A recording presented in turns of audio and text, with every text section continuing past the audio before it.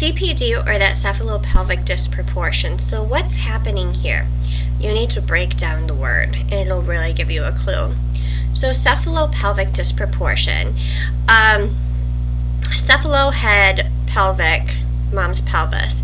So there's something disproportionate between the fetal head and mom's pelvis that are preventing that fetus from making its way through the passageway. So CPD with these deliveries, it's very individualized. You can have a fetus that perhaps is very small and comes early at 34 weeks and makes it through mom's pelvis, no problem. The next pregnancy mom is able to get to 38 weeks of gestation, and now we run into trouble because that head is larger than what we had anticipated, or larger than what her previous delivery was, and now she's not able to make it through the pelvis. Malpositioning, anytime we have occipital mental, occiput posterior, occiput, anytime where we have that kind of a delivery, we're going to be very concerned for fetal distress. Postpartum, we're going to be watching those babies specifically for bruising.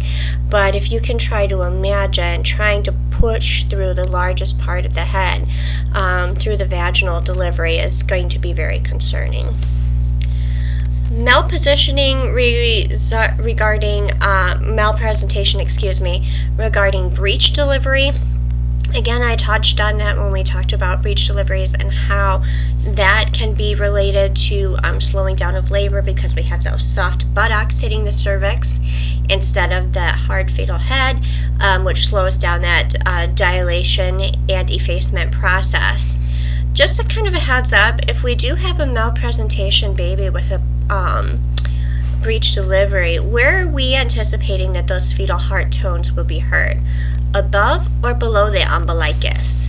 So having an idea of where our baby is presenting is going to aid us in the placement of our monitors, which again we'll be talking about when we talk about electronic fetal monitoring. When we have more than one fetus, that can definitely be concerning for a dystocia labor. For example, not every twin delivery has babies both pointed into that vertex position right at the onset of labor.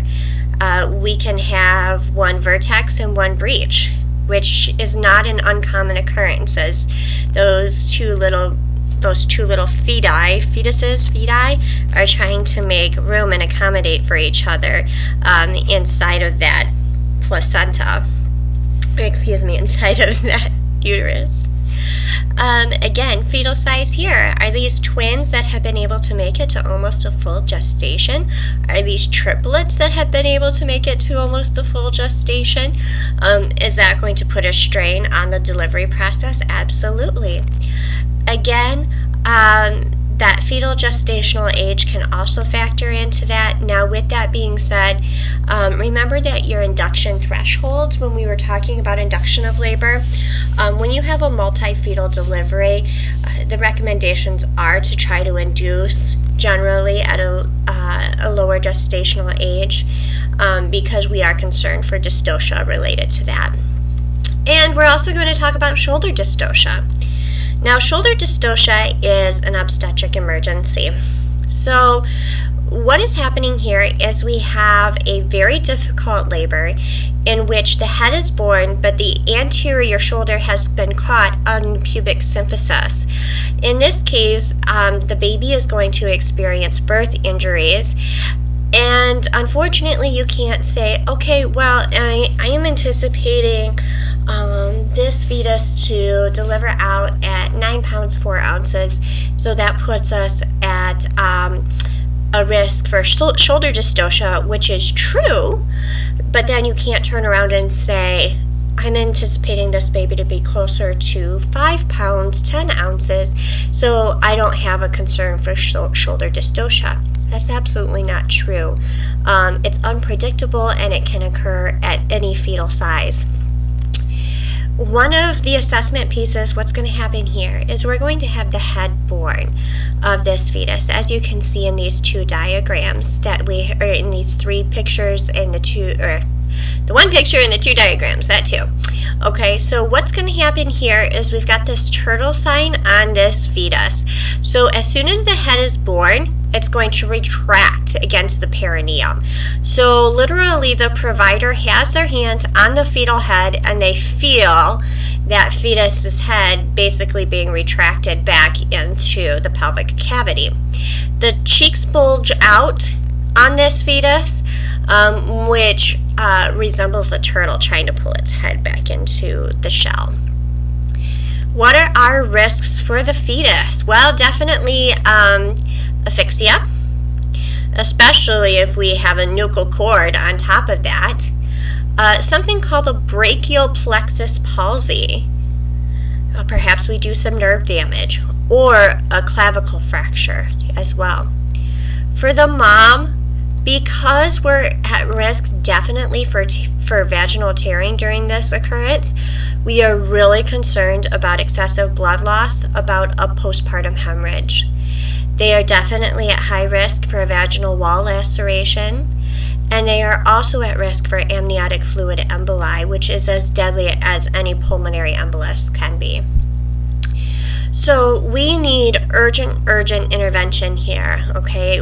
If this happens, we need to be prepared to assist right away. The cord is compressed during this time period, okay? Because the cord is between the legs, alright, of that fetus, and that fetus is being squeezed. However, the vagina is also continuing to contract, and so it's preventing chest expansion for the baby. So we can't just suction out the nose and the mouth and be good to go. We have to actually intervene very quickly. So what we can do, one of the things that we can do is the Mick-Roberts position. So in this case, as you can look at that middle diagram on the right, look at how on the sacrum, where it's located, that pubic symphysis, all right, and how once we flip mom's legs up to that knee chest position, how it changes the angle of that pubic symphysis. The thighs are flexed. The legs resemble a wishbone shape, so it's actually not nose to chest, it's kind of out. And then at the same time, the figure below, you're going to see that suprapubic pressure applied to that pubic symphysis, to that uterus, and it's going to help try to push that shoulder up and over. Okay. So wishbone shape, I just want to make sure that that's clear. Okay. So forceps delivery. So when we're using a forceps delivery, in a second we're going to talk about the Kiwi, which is the vacuum extractor. In either case here, what we're looking at is assist in the delivery of the fetal head. And the idea is to shorten that second stage of labor. Obviously, get the baby out. So types of placement, you're going to see hands placed by the provider on the perineum initially. They'll remove those hands, and then the nurse will put their hands on the perineum to assist with prevention of lacerations. Now in this case, these are the requirements. The bladder must be completely empty.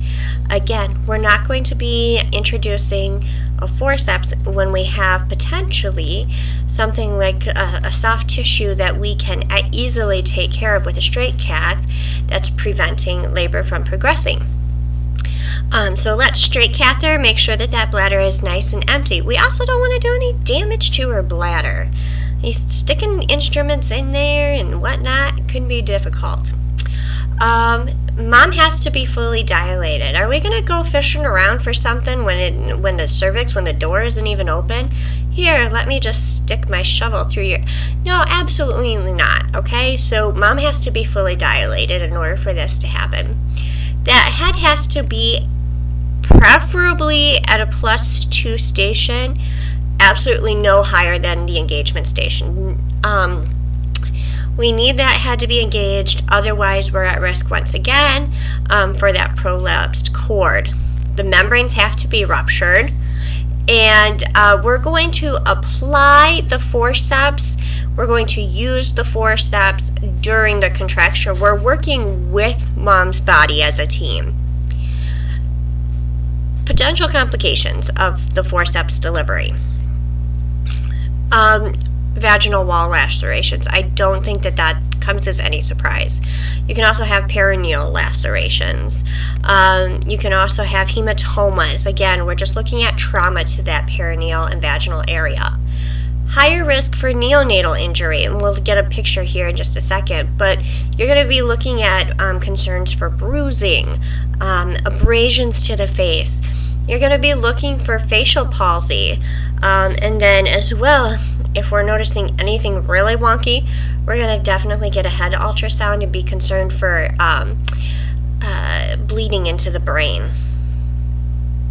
Okay, so here you can see where the forceps are applied. Okay, and here's a baby that had the forceps applied, and you can see exactly where the forceps are over. So this would definitely be documented in your charting, but when you're looking at this baby and you're concerned, okay, did we damage any nerves?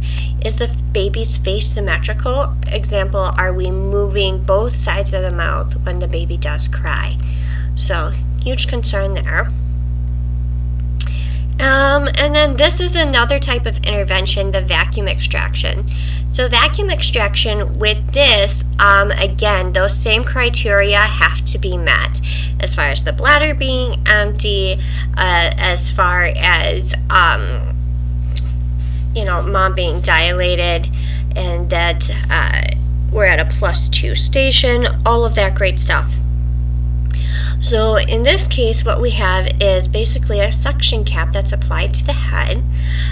The practitioner is going to place this prior to a contraction, and then pressure is applied during the contraction. Again, we're working with mom's body to try to use multiple forces at the same time to extract this baby.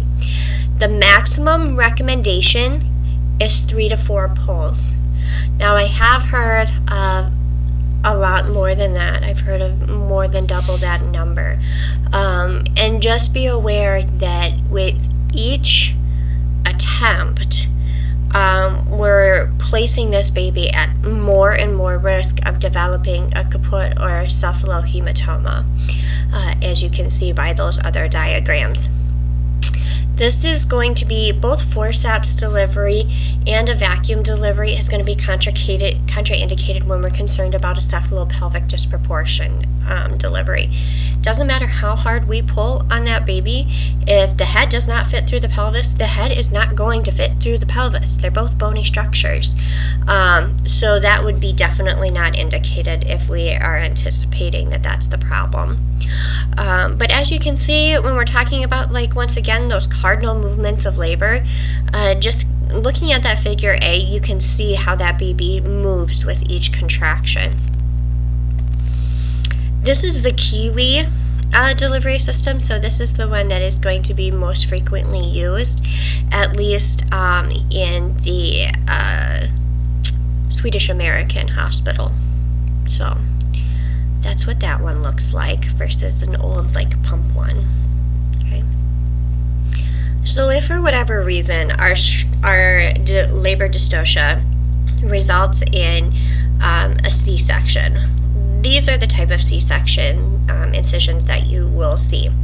So vertical is figure C. We're going to start with that. So C over on the far right, this is an upper body incision. As you can see, they're cutting through the whole meat of the uterus. There's a very high incidence of blood loss with this, and absolutely we are not going to allow this mother to ever attempt what's called a TOLAC or a VBAC, which is a trial of labor after a cesarean, or a VBAC, which is a successful TOLAC, which is a vaginal delivery after a cesarean. Okay. vaginal birth, excuse me. So a low transverse and a low vertical. As you can see, those are done in the lower segment of the uterus, right above that sacrospinous ligament. And the low vertical I don't see so much, but most of ours that you're going to see on the postpartum unit are going to be that low transverse, which is figure A. Those are usually covered. It's provider specific, provider preference, what they cover them with. For the first 24 hours, they're going to be covered with some sort of bandage, usually some sort of ABD dressing. And then underneath of that, you will find steri strips. Very occasionally, you will find dissolvable sutures, and then other providers also use Dermabond to close those outside layers of skin, obviously with dissolvable sutures located underneath those layers of tissue. Again, here we have a C-section delivery. During your labor or time, you will probably have a chance to observe this. I would say take as much, opportunity to soak in this experience as possible, because it will also help you later on in this course with our anesthesia and OR discussion. But this baby is crying vigorously. You can look there. You can see that acrocyanosis in the baby's hands, in his hands. Yep, it's a boy. In his hands as he's transitioning. The other thing I want to point out about this baby is that he has molding. So this is obviously a dystocia labor, because if we did not have a dystocia labor, that head would be perfectly round.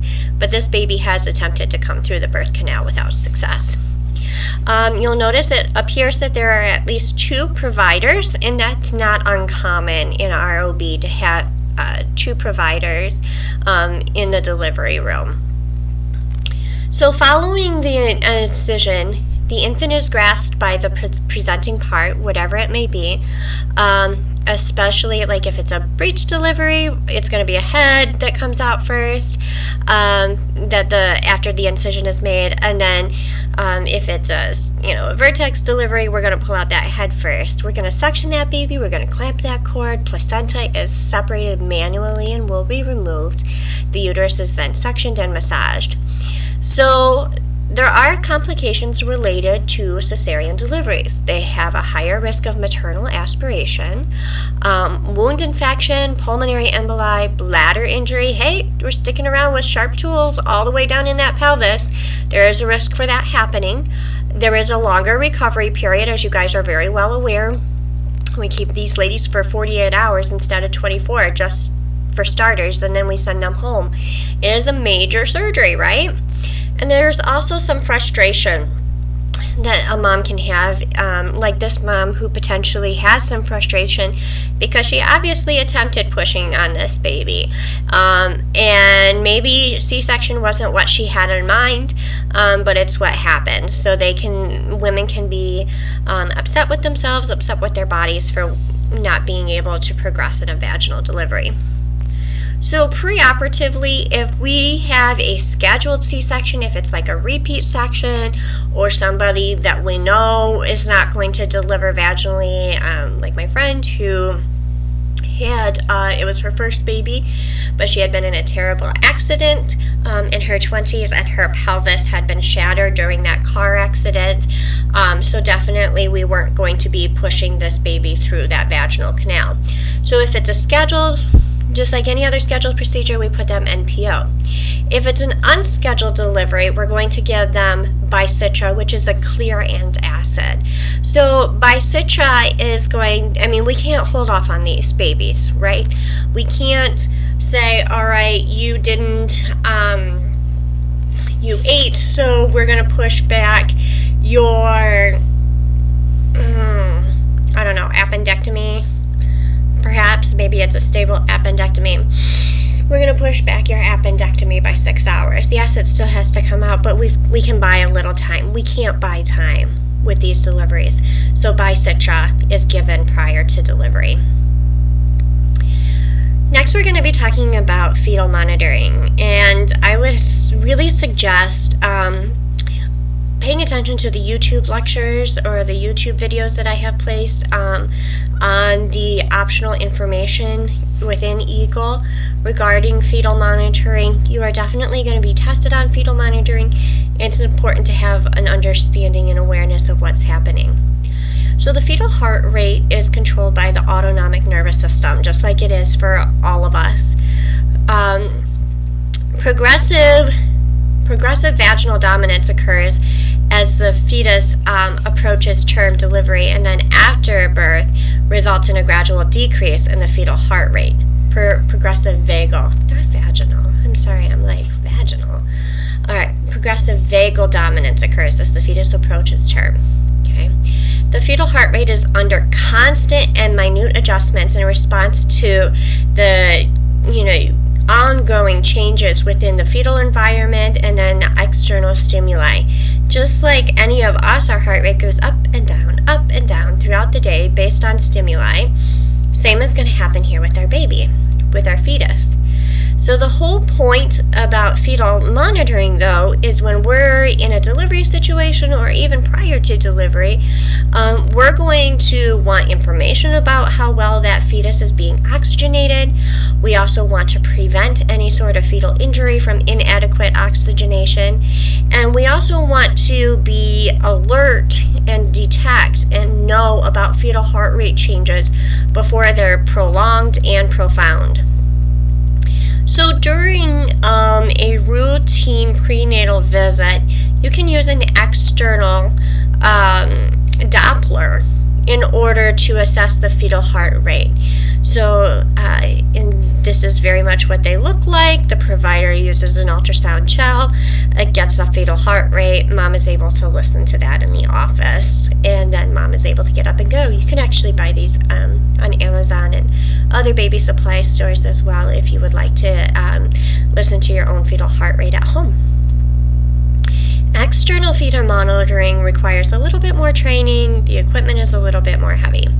So you have a trochal transducer, which you're going to see in the left-hand picture on the upper side, and on mom on the right, you'll see it located on the right, on the upper side as well, excuse me. And then the ultrasound transducer is looking at that fetal heart rate, which, once again, if you have a vertex or a cephalic delivery, is going to be located in the lower part of the abdomen. Again, switch those if you've got a breech delivery or a breech presentation, excuse me. So why do we do this? Well, the fetal heart rate, it's going to spit out when we use these electronic fetal monitoring. It spits out on a machine, and it looks comparable to your EKG readings. So it's a graphic record of the fetal heart rate pattern. It's also part of the patient's medical record and the legal record as well. The great thing about doing this versus a Doppler is that we are able to get measurements over 10 minutes just placing the monitors. We can walk away and come back and get that 10-minute fetal heart rate average based off of that instead of just standing there auscultating or Dopplering for that reading. And if a change is noted, then we're able to assess that as well. So again, these Leopold maneuvers come into play. So when you're trying to determine where you're going to put your fetal monitors, you need to kind of have an idea of where the actual heart is so that you can get a heart rate reading. So using that systematic approach will help you to determine where to best to place those. Another reading that we can get is internal electronic monitoring. So again, we're going to use a transducer. This one goes actually into the uterus, and here it's measuring those uterine contractions, the pressure applied. Obviously, we've got a Foley catheter in place as well with this person, and then we have the spiral electrode which is placed onto the presenting part, usually the vertex, usually the head. It screws in ever so slightly, as you can see how that appears in that picture on the left. And that spiral electrode is able to pick up on the fetal heart rate. Now, obviously for this one, the membranes have to be ruptured for us to be able to place this, and she has to be dilated at least 2 to 3 centimeters in order for us to introduce the monitoring equipment. So let's look. Like I said, it kind of spits out like a graph paper. So at the top, you're going to have the fetal heart rate, and the uterine activity is down in the lower pane. And so you can see here, now we have a 1, 2, 3, 4, 5, 6, 7 minute strip here as to what that heart rate is doing. Okay, so again, here you have your 10 seconds, your 6 seconds, etc. So first you're going to obviously become familiar with the monitor paper and what you're looking at, okay? And then once you have an idea of what the paper looks like, then you can determine your baseline fetal heart rate. So what you're doing here is you're drawing basically an imaginary line straight through the place where the heart rate falls the most often. So let me just go back here. Like for example, here I would draw a straight line probably like at the 145 mark. Okay, that's where that baseline appears to be.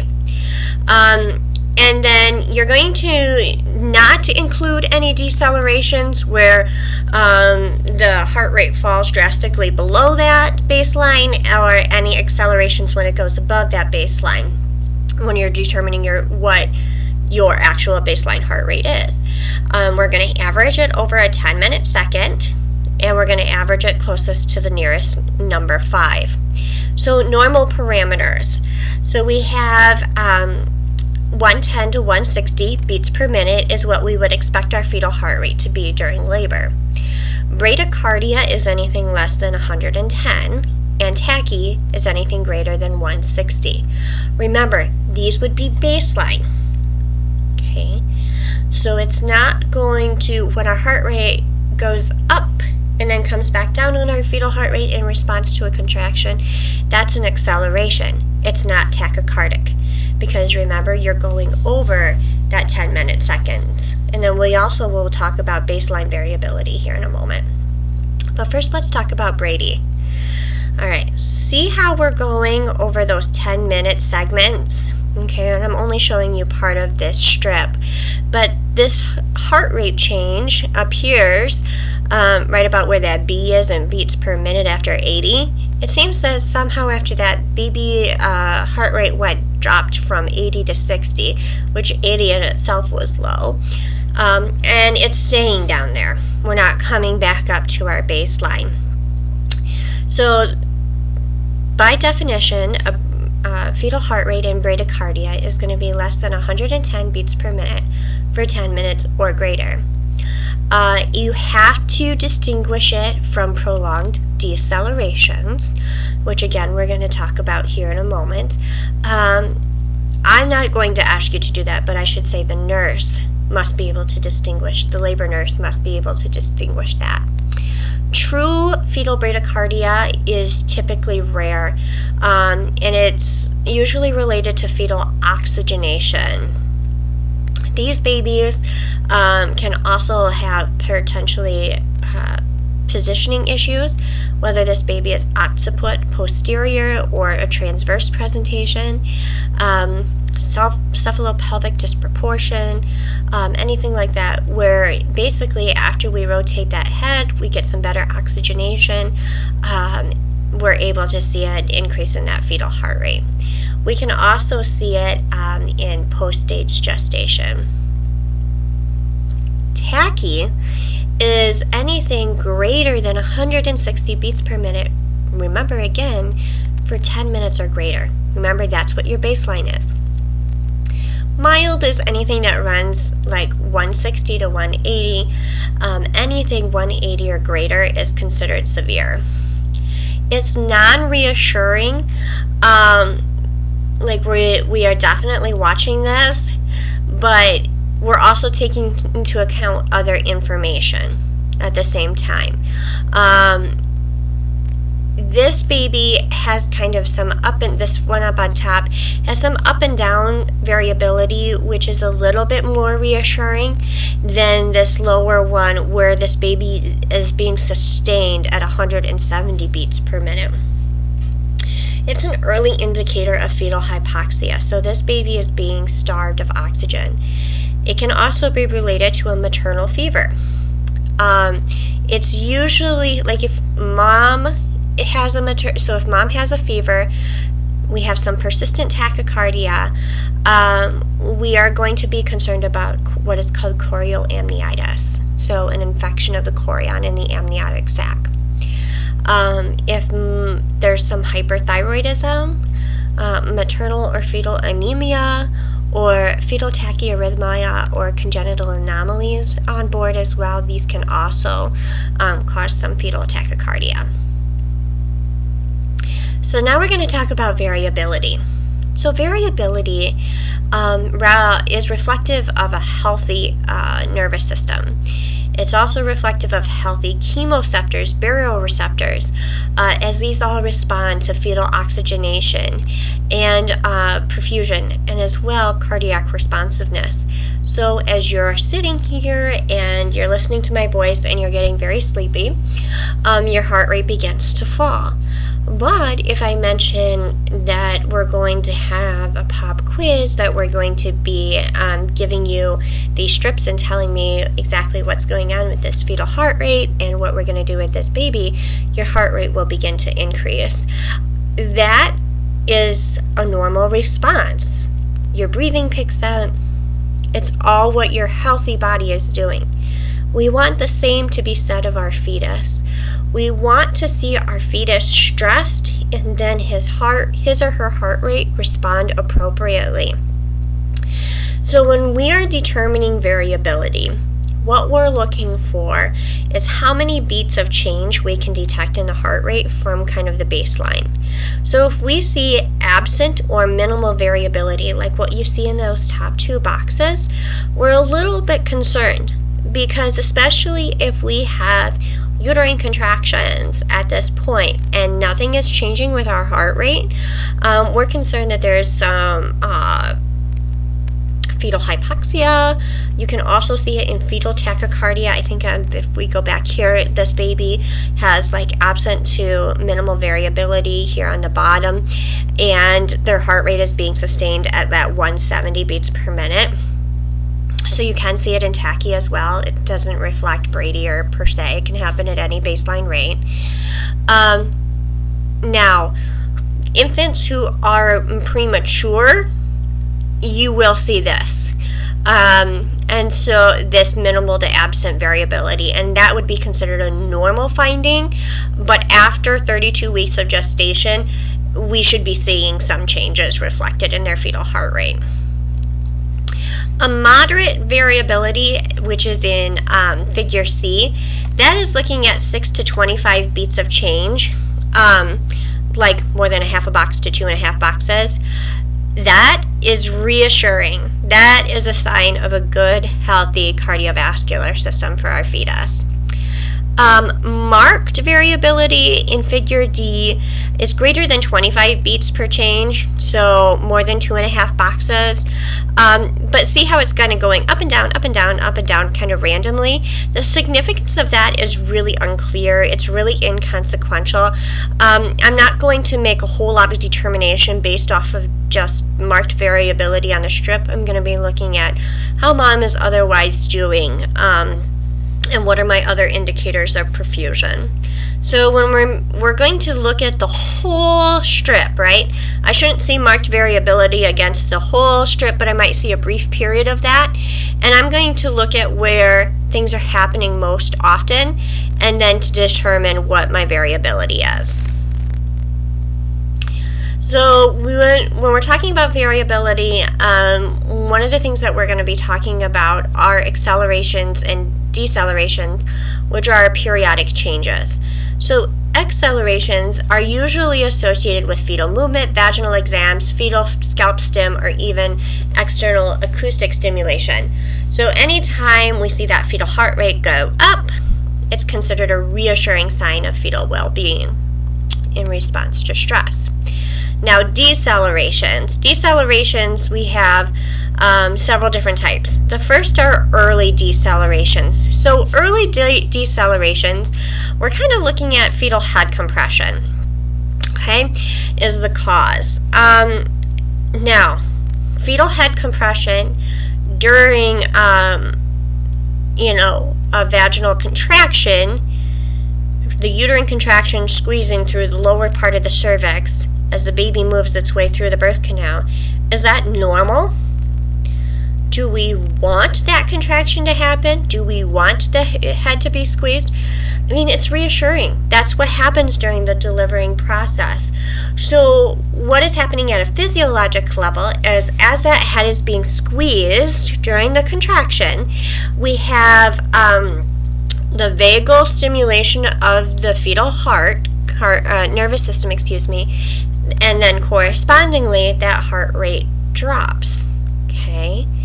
Now, as soon as that contraction is over, as soon as we reach that relaxation phase of the contraction phase, now we're able to get some adequate perfusion to that head. The head is no longer being squeezed, and we're able to pick our heart rate back up.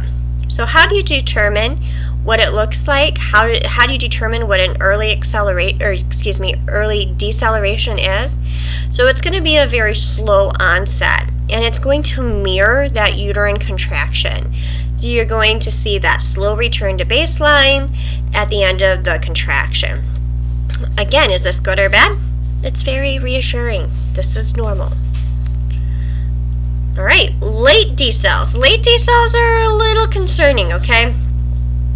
So during this time, what's happening is, again, we have that uterus contracting, and it slows perfusion to the placenta, okay, in addition to placing pressure upon the fetal head. But what the contraction is responding, what the fetal heart rate is responding to is not the head being squeezed, but instead what it's responding to is the poor perfusion to the placenta. So late decels are telling us that this placenta, for whatever reason, is not responding well to the stress of the contraction. And in turn, if the placenta is not doing well, is our fetus going to do well? No, it's not. So in this case, it's due to something called uteroplacental insufficiency, again related to that perfusion. We see these in post-gestation, again where that placenta is kind of aging out, it's becoming more calcified, it's less efficient. Preeclampsia, again, that placenta, which we'll be getting into in Unit 3, is just kind of icky-ish to begin with, all right? Chronic hypertension causes a lot of the same effects as preeclampsia, and diabetes as well can cause some very similar symptoms or some very similar things that happen with the placenta. We do get concerned about fetal acidosis at this point. So do you think that we are going to try to intervene? Absolutely. At this point, we might try doing some interventions, moving mom, giving her some oxygen, etc. It's usually indicative of some mild fetal stress. We need to do something in order to prevent things from progressively getting worse. So how do you determine what a late deceleration is? Well, again, let's look at how the baby is responding to stress. You would anticipate that when you had that uterine contraction, that you would see the early deceleration. Well, with the late decel, it takes a few seconds for the body to respond, the fetal body to respond. So that deceleration starts at kind of the acme point of that uterine contraction. It returns to baseline only well after that contraction has ended. The descent and return to baseline are both gradual and smooth. It's not abrupt. Okay, so that is good in the sense that baby isn't dropping quite suddenly, requiring, even more active measures to correct the situation, but it's still not a great thing.